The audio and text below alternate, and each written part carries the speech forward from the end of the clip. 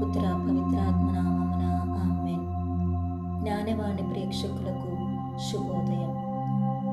పునీత పౌలు రోమీయులకు రాసిన లేఖ 12వ అధ్యాయము 1వ వచనం. పరిశుద్ధమును దేవునికి ప్రీతికరమును అయిన సజీవ యాగముగా మీ శరీరములను దేవునికి సమర్పింపుడు. ప్రియమైన సహోదరి సహోదరులారా, పరిశుద్ధంగా జీవించడానికి ప్రతి వ్యక్తిని సజీవ బలియాగముగా మారమని దేవుడు కోరుచున్నాడు. అలా జీవించడానికి ప్రతిరోజు స్తుతి బలి, ప్రార్థనా బలి మరియు కృతజ్ఞతా బలిని దేవునికి అర్పించుకోవాలి. స్తుతి బలి దేవుని కనపరచడానికి, మహిమపరచడానికి. ప్రార్థనా బలి మనల్ని మనం శుద్ధి చేసుకోవడానికి, పాపాలను ఒప్పుకోవడానికి.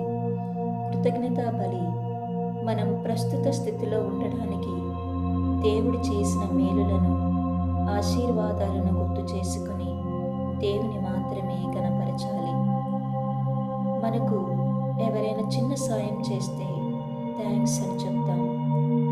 అలాంటప్పుడు దేవుడు తన కుమారుని ప్రాణాన్ని బలిగా అర్పించి మన ప్రాణాలను కాపాడినందుకు ఎంత గొప్ప ఉన్నతమైన కృతజ్ఞతాపూర్వక బలి అర్పించాలి. ఇదే దావీదు మహారాజు తన సొంత వాళ్ళ నుండి, నమ్మిన వారి నుండి, కడుపున పుట్టిన వాళ్ళ నుండి, హక్కున చేర్చుకున్న వాళ్ళ నుండి, ప్రమాదకరమైన ప్రాణాపాయ స్థితుల నుండి ప్రతి క్షణం కంటికి రెప్పలా కాపాడిన దేవునికి చెల్లించిన కృతజ్ఞతా బలి. మనం కూడా అటువంటి బలిని చెల్లించవలసిన వారమై ఉన్నాం.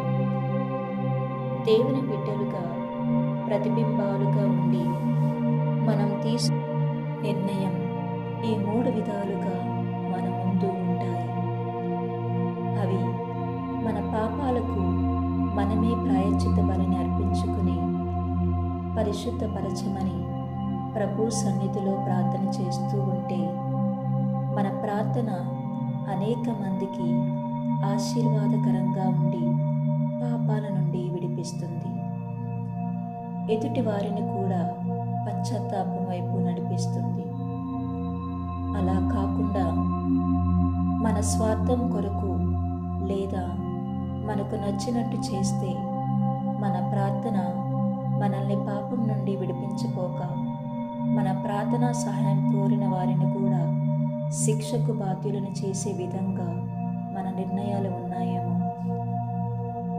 ఎందుకంటే దేవుని చేత నా హృదయానుసారుడు అని అనిపించుకున్న దావీదు చేసిన నిర్ణయం ఆ విధంగానే ఉంది.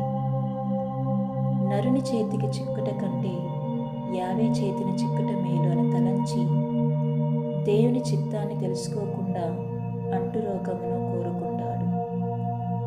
దావీదు తీసుకున్న నిర్ణయానికి ప్రతిఫలం 70,000 మంది మరణం. మనం కూడా అనేక సందర్భాలలో దేవుని చిత్తాన్ని గ్రహించక మన సొంత నిర్ణయాలు చేస్తాం. మనం మంచిది అనుకున్నది దేవుని దృష్టిలో మంచిది కాకపోవచ్చు. మనం చేసే నిర్ణయాలు తోడివారికి తోడ్పడే విధంగా ఉంటున్నాయా, లేక మన స్వార్థానికి తగినట్టుగానా, శరీర ఎదుగుదల కొరక, పదవులను నిలబెట్టుకోవడానికి, లేక మన కొరకు మన పాప పరిహారార్థం ప్రాణం పోసిన దేవునికి మహిమకరంగా ఉండే నిర్ణయాలు చేస్తున్నామా? ఏ మంచిని మనం కోరుకుంటున్నాం? బాహ్యంగా కనిపించేదా, లేదా ప్రభువులకు ఇష్టమైనదా? ఆత్మలోహనం చేసుకుందాం.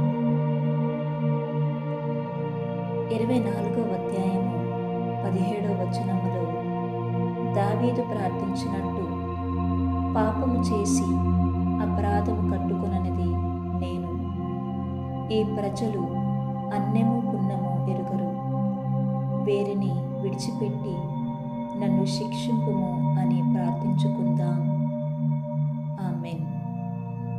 పిత, పుత్ర, పవిత్రాత్మ నామమున ఆమెన్.